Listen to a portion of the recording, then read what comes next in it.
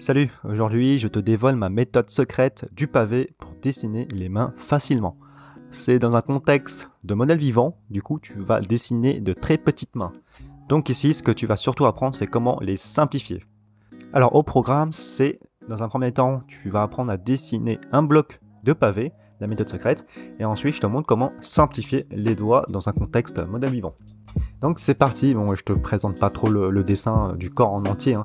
Ça c'est juste les autres vidéos, hein. J'ai déjà fait une vidéo précédente pour parler de la silhouette. Là, j'attaque spécifiquement les mains. C'est-à-dire que je parle pas des fesses, ni des cuisses, etc. etc.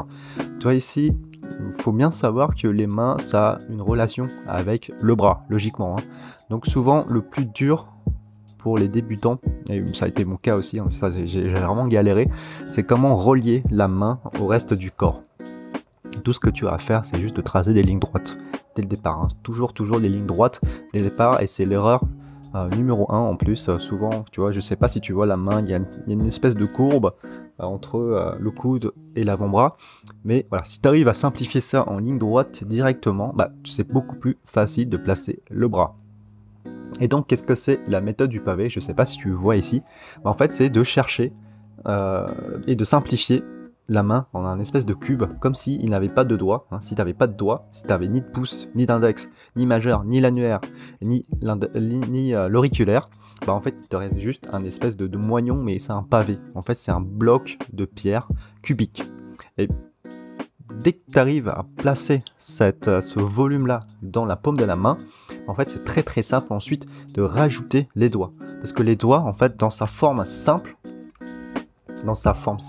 c'est juste des bambous, quoi. C'est juste des tubes. Ou sinon, en modèle vivant, simplement, c'est juste des espèces de rubans, quoi. Tu vois, c'est des formes toutes simples, hein. Une fois un briquet là-dessus. Parce que c'est tout petit. Du coup, il faut savoir les simplifier. Et donc, si tu arrives à simplifier ce genre de forme, tu vois, déjà, ça part de la silhouette.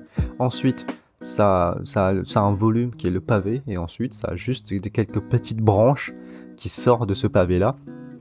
Et ça illustre facilement les doigts. Tu vois, ça n'a vraiment rien de sorcier.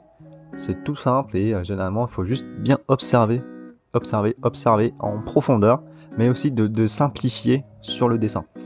Et je sais pas si tu remarques, mais souvent, tu as des doigts qui sont cachés, enfin des doigts où tu n'as pas trop de visibilité dessus. En fait, tout ce que tu vas faire, c'est de les simplifier, et ça, c'est avec les ombres.